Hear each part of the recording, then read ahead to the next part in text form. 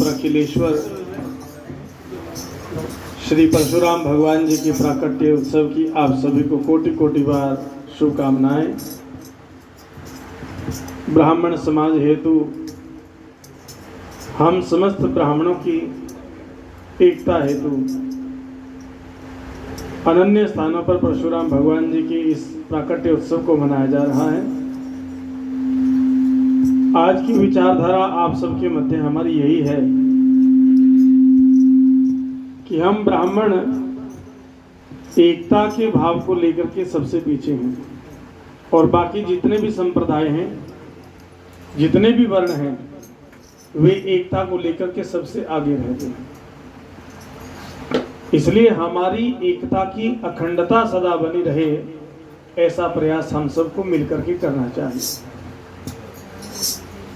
और कुछ गलत बातों का प्रचार जो ब्राह्मणों के लिए किया जाता है, परशुराम जी भगवान जी के नाम के साथ के जोड़ करके, उसके विषय में भी हमें प्रकाश डालते हुए जन जन में प्रचार करना चाहिए कि परशुराम भगवान किसी क्षत्रिय जाति के कदाचित शत्रु नहीं है। भगवान ने कभी किसी जाति के साथ शत्रुता नहीं की और ब्राह्मण की कभी भी किसी भी वर्ण के साथ कभी शत्रुता थी ही नहीं। ये कुछ राजनीतिक दलों ने आने वाले या गुजरे हुए कुछ समय के अंदर एक दूसरे की शत्रुता को बढ़ाने के लिए कुछ दुष्ट दलों ने ऐसा ये निंदनीय कार्य किए हैं कि जिसकी हम ब्राह्मणों की जो छवि सर्वोत्तम सर्वप्रतिष्ठित होती थी, उसका विनाश करने हेतु इसका गलत प्रचार किया कि ब्राह्मण जातिवाद फैलाते हैं। ब्राह्मण ने कभी जातिवाद का प्रसंग उठाया ही नहीं। भगवान परशुराम जी इस बात का प्रतीक हैं कि त्रेता युग में भगवान श्री राम जी के समय में ही भगवान परशुराम जी प्रतिष्ठित थे। यदि भगवान क्षत्रिय जाति के शत्रु होते तो क्या भगवान श्री राम जी को शीश नवाते परशुराम जी? क्योंकि भगवान श्री राम जी भी तो क्षत्रिय थे, लेकिन भगवान ने मर्यादा का जिसने उल्लंघन किया, जब जब मर्यादा की सीमा को लांघा है, जब जब मर्यादाओं को तोड़ा है, मर्यादाओं का अतिक्रमण जब जब किया है, तब तब भगवान किसी ना किसी स्वरूप को धारण करके हुए इस पृथ्वी पर आए हैं और मर्यादाओं की स्थापना करते हुए धर्म की स्थापना की है। क्षत्रिय वंश के कुछ दैत्य जब अति प्रतिष्ठित हो गए बल से, तो उन्होंने सब जनों के ऊपर, निर्धनों के ऊपर, ब्राह्मण वंश के ऊपर अत्याचार करना प्रारंभ किया। गौ पर, ब्राह्मण पर, संत पर, दीन पर, दुखियों पर। तब परशुराम भगवान ने अपने परशु को धारण करते हुए किसी क्षत्रिय को नहीं, मात्र दुष्ट बुद्धि दैत्यों का संहार किया। यदि पृथ्वी को 21 बार विजयी किया है परशुराम भगवान ने, जीता है मात्र अपने परशु के सहारे से, तो उससे वहीन करने वाले कौन थे? परशुराम भगवान मात्र दुष्टों को वहीन किया है, राक्षसों को वहीन किया है, किसी मुख्य जाति को वहीन नहीं किया। इस बात का हम सबको प्रचार करना चाहिए कि परशुराम जी किसी विशेष जाति से वैर करने वाले नहीं, इनका वैर था शत्रुओं से, इनका वैर था धर्म का खंडन करने वालों से, इनका वैर था गौ, ब्राह्मण, संत, दीन, दुखी पर अत्याचार करने वालों के। प्रभु भक्तों, और दूसरा वैर, यदि हमारे घर के अंदर कोई हमारे माता पिता के ऊपर प्रहार करे दूसरा व्यक्ति, क्या एक पुत्र माता पिता की रक्षा नहीं करेगा? वो पुत्र का पुत्र होना धर्म कहलाता है कि यदि वो रक्षा करने की योग्य है तो अपने धर्म की भी रक्षा करेगा, अपने कर्म की भी रक्षा करेगा और अपने वेद की भी रक्षा करेगा, और अपने परिवार की रक्षा करना तो हर पुरुष का एक पहला कर्तव्य है। ये केवल ब्राह्मण का नहीं, हर व्यक्ति का पहला कर्तव्य है। तो हमारा सनातन हम सब का एक घर है। जैसे हमारे घर में हम सब एकत्रित रहते हैं, इसी प्रकार सनातन हमारा एक घर है। सनातन इस विश्व का स्तंभ है। तो सनातन की रक्षा के लिए हमें सदैव उचित कार्य करने चाहिए। ब्राह्मण ने कभी भेदभाव नहीं फैला। ब्राह्मण सबको एक साथ लेकर के चलने वाला मात्र एक ही समुदाय है। इसलिए ब्राह्मण ने सदा प्रेम फैलाया है, ब्राह्मण ने सदा प्रेम बांटा है, ब्राह्मण ने सदा शिक्षा बांटी है, लेकिन अब शिक्षा लेने वाला कैसा है, ये लेने वाले के ऊपर निर्भर करता है। कुछ लोग कहते हैं कि ब्राह्मणों ने भेदभाव किया, हमें शिक्षा नहीं दी। इसके लिए मैं एक उदाहरण देना चाहूंगा कि ब्राह्मणों ने तो सबको शिक्षा दी है। जिस प्रकार एक कक्षा के अंदर जब अध्यापक बालकों को पढ़ा रहे होते हैं तो उस कक्षा में सारे ही बच्चे जो हैं इंटेलिजेंट भी नहीं होते, कुछ उसमें थोड़े से मंद बुद्धि के बालक भी होते हैं जिनको समझ नहीं आता बार बार समझाने पर भी। तो ठीक इसी प्रकार अध्यापक तो सबको एक समान ज्ञान दे ही रहा है, लेकिन कक्षा के अंदर यदि 20 बालक बैठे हैं तो 20 में से 5 को समझ भी नहीं आता। तो इसमें अध्यापक का दोष तो नहीं है कि कल को वो 5 बालक आकर के अध्यापक को दोष दें कि इन्होंने हमारे साथ भेदभाव किया, इन्होंने हमें सिखाया नहीं। भाई जिस कक्षा में 15 बालक बैठे हो उसी कक्षा में तुम भी बैठे हो। जो शब्द अध्यापक उन 15 बालकों को सुना रहे हैं वो तुम्हें भी सुनाई दे रहे हैं। इसलिए ज्ञान लेना, शिक्षा लेने वाले पर भी निर्भर करता है। तो ये मिथ्या कलंक ब्राह्मण वंश पर लगाया जाता है। दूसरी बात मैं ये कहना चाहूंगा कि आज का जो समय चल रहा है, एक दूसरे के ऊपर विपत्तियां देने का समय, एक दूसरे पर कटाक्ष करने का समय। पहली तो बात ये सबसे ज्यादा दुर्गुण हमारे ब्राह्मणों में पाया जाता है, एक दूसरे की ईर्ष्या करना, कटाक्ष करना। तो हम सबको इसकी प्रतिज्ञा लेनी चाहिए कि हम अपने ब्राह्मण वंश को, ब्राह्मण भाइयों को एकता में के धागे में पिरो करके चले, किसी से वैर नहीं।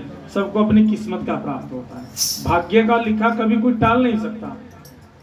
हाथ के अंदर जो आपके लिख दिया है, जितना आपको प्राप्त होना है उतना ही मिलेगा, लेकिन हमारे भाग्य का, हमारे हाथ का लिखा कोई हमसे छीन नहीं सकता। फिर ईर्ष्या कैसे किससे करें? यदि अब भी हम एक नहीं हुए तो वो दिन दूर नहीं कि हम सदा के लिए ही एक एक होकर के रह जाएंगे और समाप्त का हमारा समय नजदीक आ जाएगा। इसलिए प्यारे, आज समाज के अंदर जो ब्राह्मणों के प्रति वैर बढ़ रहा है, ब्राह्मणों के प्रति अनन्य वर्गों की ईर्ष्या बढ़ती जा रही है, क्योंकि कोई भी यदि वर्ण आता है, किसी भी वर्ग के व्यक्ति आते हैं तो सबसे पहला टारगेट ब्राह्मण को किया जाता है, अब वो वर्ण का कोई भी व्यक्ति हो। तो इन सब कुरीतियों को दूर करने के लिए सबसे पहले हमें अपने घर से बुलंद होकर के चलना पड़ेगा। जब हमारे घर में एकता होगी तो हम बाहर घर से बाहर जाकर के एकता का परिचय दे सकते हैं।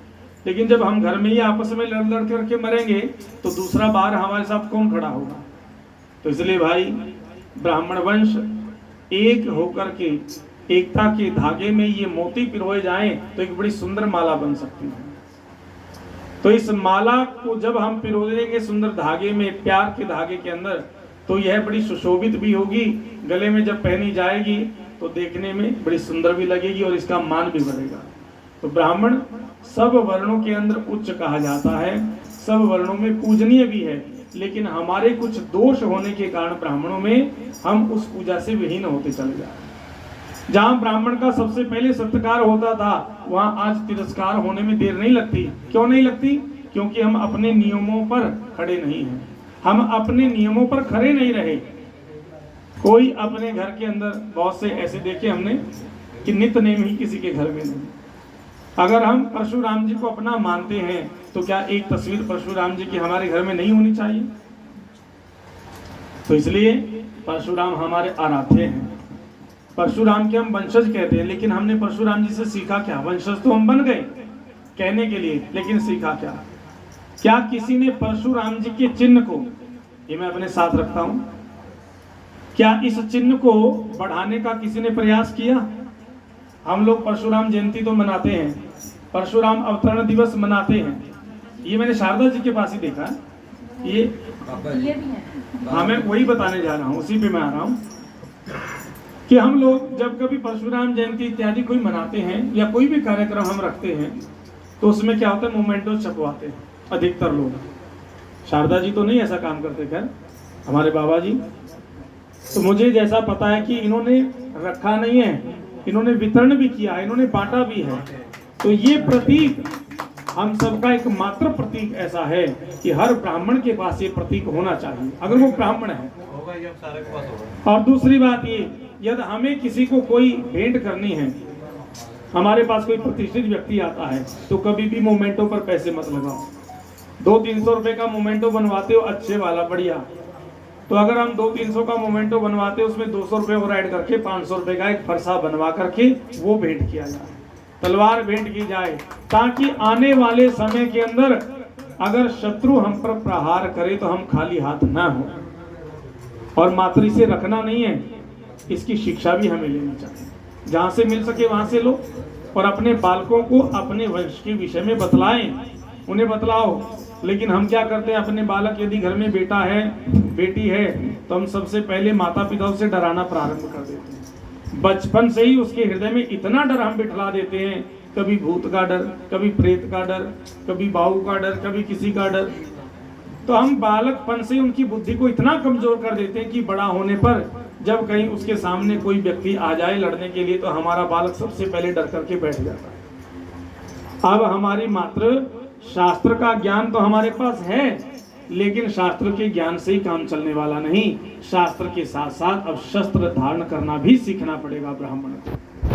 अगर शस्त्र नहीं उठाओगे, शस्त्र धारण नहीं करोगे तो कोई भी हमें आज काटने के लिए, मारने के लिए उद्गत हो जाएगा। इसलिए प्यारे, अब शास्त्र का साथ साथ निभाते हुए शस्त्र का साथ भी निभाइए, और अपने पूरे ब्राह्मण वंश के अंदर जिसके पास परशु नहीं है, फरसा नहीं है, उसे फरसा अवश्य भेंट करना चाहिए हम सबको। भोले बाबा कहते मेरी पूजा करनी है तो अपने साथ में त्रिशूल मेरे अपने घर में स्थापित करो। परशुराम जी कहते मेरे वंशज बनना चाहते हो, वंशज कहलाना चाहते हो तो मेरा प्रतीक तो कभी धारण करके देखो। इसलिए प्रभु भक्तों, ये हमारा अधिकार है जो हमें वेदों ने दिया है, हमारे अवतारों ने दिया है। जैसे 10 गुरुओं ने सिख समुदाय को अधिकार दिया है, इसी प्रकार हमारे 24 अवतारों ने भी हमें शस्त्र धारण करने का अधिकार भी दिया है, नियम भी दिया है, मर्यादा भी प्रदान करी है। शस्त्र धारण करने का अर्थ ये नहीं कि किसी के ऊपर भी उठा दिया, ऐसा भी नहीं करना चाहिए। समय समय पर जब जब होई धर्म की हानि, बाढ़ी असुर अधर्म अभिमानी, तब तब धरि प्रभु विविध शरीरा, हरि ही कृपा निधि सज्जन पीरा। 24 अवतारों में श्री परशुराम भगवान का अवतार आता है। प्रभु भक्तों, जब जब धर्म की हानि होती हुई दिखाई दे तो अपने शस्त्र को पुनः उठा लीजिए। जब जब हमारे धर्म पर अत्याचार होता दिखाई दे तब तब हमें शस्त्र धारण कर लेना चाहिए। भगवान श्री राम जी ने धनुष धारण किया तो इसका अर्थ ये नहीं कि भगवान का जब जी आया तब धनुष छोड़ दिया, नहीं। जब जब दैत्य वंशज अग्र हुए, जब जब अधर्म ने अपना मार्ग बढ़ाया, जब जब धर्म की हानि हुई तब तब भगवान ने अपने शस्त्र को उठाया। और जहाँ शस्त्र से काम चलता है वहाँ शस्त्र से ही चलाना चाहिए, और जहाँ शास्त्र के ज्ञान से काम चलता हो वहाँ शास्त्र के ज्ञान से ही हमारे को उलझन को सुलझाना चाहिए। ये नियम हमारे ब्राह्मण वंश में जो दिन प्रतिदिन समाप्त होते चले जा रहे हैं, इस पर हमें विचार करना चाहिए। मात्र फोटो रख करके, पुष्पों की माला चढ़ा करके जयंतियां मत मनाया करो। अपने बालकों को उसमें बिठला करके, सबको, समाज को एकत्रित करके एक साथ लेकर के हमें चलना चाहिए। और श्री परशुराम जी महाराज जी के जीवन की जो लीलाएं हैं, जो शिक्षा है, उन शिक्षा को बांटते हुए हमें स्वयं भी ग्रहण करना चाहिए। सबसे पहले माता और पिता की आज्ञा का पालन करना परशुराम जी ने हमें सिखाया कि किस प्रकार माता पिता के लिए शीश लिया भी जा सकता है और दिया भी जा सकता है। ये समय की प्रकाष्ठा सिखाती है। मेरे प्रभु भक्तों, आगे आने वाले समय को ध्यान में रखते हुए हम सबको सबसे पहले एकता बनानी है। आज बहुत जगह से मैंने देखा, जैसे राम सेना है, कोई राम सेवा समिति है, परशुराम सेवा समिति है, कोई परशुराम शाखाओं को आगे बढ़ाया जा रहा है कि हम खंड खंड होते चले जा रहे हैं। हम अखंड हो जाएं ताकि हमें कोई भेद ना सके, हमें कोई तोड़ ना सके। लेकिन हम एक प्रधानगी के चक्कर के अंदर अपना नया संगठन बना लेते हैं कि अब मैं प्रधान बनूंगा। इसका प्रधान बनना भी उचित है, लेकिन प्रधान बनकर के उस प्रधानता को निभाना बड़ा कठिन है। इसलिए प्रभक्तो बनिए, पदवी धारण तो करो, लेकिन तोड़ो मत, अपने साथ जोड़ना सीखिए। अब जैसे कल जयंती मनाई जाएगी तो मेरा आप सबसे आग्रह है कि जहाँ जहाँ परशुराम जयंती का कल कार्यक्रम हो वहाँ पर बिना बुलाए भी हम ब्राह्मणों को पहुँचना चाहिए। हमें कभी ये नहीं सोचना चाहिए उन्होंने तो हमें बुलाया ही नहीं, हमें कार्ड नहीं दिया, मुझे फोन नहीं किया, ये हमारी सबसे बड़ी कमजोरी है जिसके कारण आज हम पीछे हैं। अब कल जहां कार्यक्रम होगा, ये मेरा अपना मत है कि जहां तक मुझसे पहुंचा जाएगा, मुझे चाहे वहां से प्रस्ताव आया है या नहीं आया, लेकिन मैं अवश्य जाऊंगा, क्योंकि मेरे आराध्य देव, मेरे वंशज, हमारे दादा परदादा श्री परशुराम भगवान जी का ये अवतरण दिवस है। तो यहाँ के लिए हमें किसी के निमंत्रण की आवश्यकता नहीं, होनी भी नहीं चाहिए। और यहीं से हमारी एकता बनेगी, एकता का परिचय दें, प्रेम बरसाएं, और दूसरे जो अनन्य वर्ग हैं उनको भी अपने साथ जोड़ो। ये आवश्यक नहीं कि हमें ब्राह्मणों को ही एक साथ जोड़ना है, हर एक वर्ग को अपने साथ लेकर के चलोगे तो हमारा सनातन बुलंद होगा, बलिष्ठ होगा। लेकिन अगर हम जातिवाद में बटे रहेंगे तो हमें एक एक करके कोई भी तोड़ जाएगा। आज के समाज के अंदर जो नीति चल रही है वो यही है कि सनातनियों को, हिंदुओं को तोड़ो, जातिवाद फैला करके जातियों का भ्रम इनके बुद्धि में बिठा दो। तो वाल्मीकियों को अलग कर दो, हरिदासियों को अलग कर दो, रामदासियों को अलग कर दो, ब्राह्मणों को अलग कर दो। तो इस प्रकार ये क्या होंगे, ये खंड खंड हो जाएंगे और फिर इनको समाप्त करना हमारे लिए बड़ा आसान हो जाएगा। इसलिए हर एक वर्ग के अंदर से भाईचारा बना करके अपने साथ लगाएं, सबको बुलाएं। परशुराम जयंती का अर्थ ये नहीं कि केवल हम ब्राह्मण ही मनाएं, नहीं, जहां तक प्रचार हो सके करो, जहां तक बुलाया जा सके बुलाओ, सबको एक साथ बुलाओ। कोई मिनिस्टर को बुलाना हो तब तो हम नहीं देखते कि किस जाति का है, महारानी प्रणीत कौर कोई ब्राह्मण थोड़ी ना है, लेकिन फिर भी हम बुलाते हैं अपनी प्रतिष्ठा दिखाने के लिए। जब हम उनको बुला सकते हैं तब हम दूसरे वर्ग, हमारे मित्र बंधु बांधव बहुत से हैं, अग्रवाल समाज है, क्षत्रिय समाज है, वाल्मीकि समाज है, अगर हमारी थोड़ी सी भी किसी से बनती है तो हम उसे आमंत्रित करें, बुलाएं, अपने साथ जोड़ें। जब वे हमारे पास बुलाने से आएंगे तो उनको भी अच्छा लगेगा कि इन्होंने कार्यक्रम किया, हमें भी याद किया अपने इष्ट देव के कारण। इसलिए हम सब एक हैं, एकता का परिचय दे, एक हो जाओ। जितना हम जाति वर्ग में बढ़ते चले जाएंगे तो समझ लेना कि हम समाप्ति की ओर चले जा रहे हैं, क्षीणता की ओर चले जा रहे हैं। तो आप सबसे मेरा यही निवेदन है, शस्त्र धारण करो और शस्त्र धारण करवाओ, शास्त्र को पढ़ो और शास्त्र को पढ़ाओ, शास्त्र को बढ़ो और शास्त्र को बढ़ाओ, और अपने वंश को अग्रिम करो। और जाति विशेष के अंदर हमें कभी नहीं बटना, सब जातियों को हम अपने साथ लेकर के चलेंगे तो निश्चित है हमारा सनातन फिर से एक होकर के, एकजुट होकर के बलिष्ठ हो जाएगा। फिर हमें कोई भी यहाँ से उखाड़ नहीं सकेगा। आने वाला समय मुझे बड़ा गंभीर दिखाई दे रहा है, तो इसी विषय पर मैं आपको ये सब कह रहा हूँ कि अपने मन को समझाओ, अपने बालकों को डराओ मत, साहसी बनाओ, बलिष्ठ बनाओ, ताकि आने वाले समय में वो बालक न डर करके अपनी रक्षा स्वयं कर सके। इतना कहते हुए जय श्री परशुराम। आप सबको फिर से परशुराम जयंती की कोटि कोटि बार शुभकामनाएं। जय जय।